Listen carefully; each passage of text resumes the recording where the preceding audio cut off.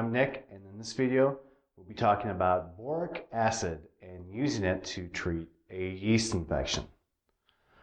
Well, one thing you should know about boric acid is it is safe for non-pregnant women and men who are adults to use. But for pregnant women, if they take boric acid in the early stages of pregnancy, the U.S. government's Medline Plus says this can result in a 3 times greater chance for their baby to develop birth defects. And boric acid is an industrial chemical and it is a poisonous substance, but you can use a safe dose intravaginally to get rid of a vaginal yeast infection. And when you use boric acid, some of it will get into the blood, of course, but it only has a half-life in the blood of about 12 hours. So right after you get done using it, it goes away fairly quickly.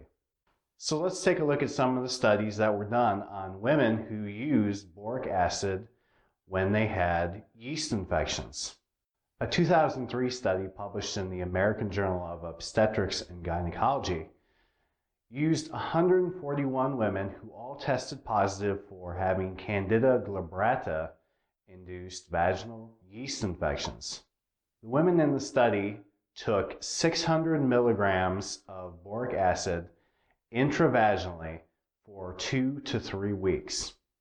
One group of women taking the boric acid had a cure rate of about 64%, and another group of women had a cure rate of about 71%.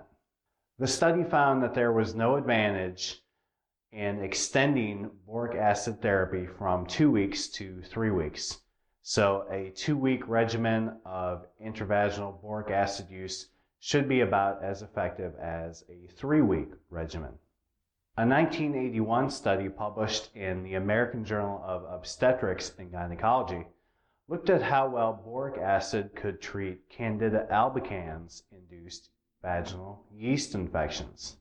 The women in the study took 600 milligrams of boric acid vaginal suppositories for 2 weeks, and they took these suppositories once every day. The study found that about 92% of the women were cured of their yeast infections about 7 to 10 days after the treatment had been ended. The study also included an evaluation that took place 30 days after treatment. At this time, only 72% of the women remained symptom-free. So, how much boric acid should you take? Well, the U.S. government's Medline Plus recommends taking 600 milligrams of boric acid in an intravaginal suppository 1 to 2 times a day. And to prevent recurrent or repeat vaginal yeast infections, Medline Plus recommends taking 600 milligrams of boric acid intravaginally twice a week. Well, in conclusion, yes, you can use boric acid. Both studies that we looked at and Medline Plus recommend using 600 milligrams of boric acid as a vaginal suppository.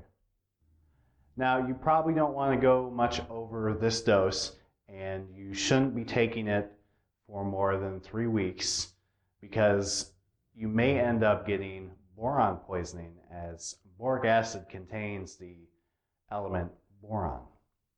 And of course, don't use boric acid with small children, and especially don't take it while you're pregnant. And if you've been considering using boric acid to get rid of a yeast infection, you may be desperate and have been suffering from recurrent yeast infections for some time. Fortunately, there are natural solutions that work very well, and there is really no need to use a harsh chemical like boric acid. So if you'd like to learn more about some natural therapies to use for yeast infections, you can check out our website, candidahub.com, and there you can learn a lot about alternative and natural remedies to get rid of yeast infections. And while you're there, you can also learn about a 12-hour cure for yeast infections that works very fast and will permanently end recurrent yeast infections and wipe out a systemic yeast infection within a few weeks. Okay, hey, thank you so much for watching. I hope this answered your questions and hope you get better very soon. See ya.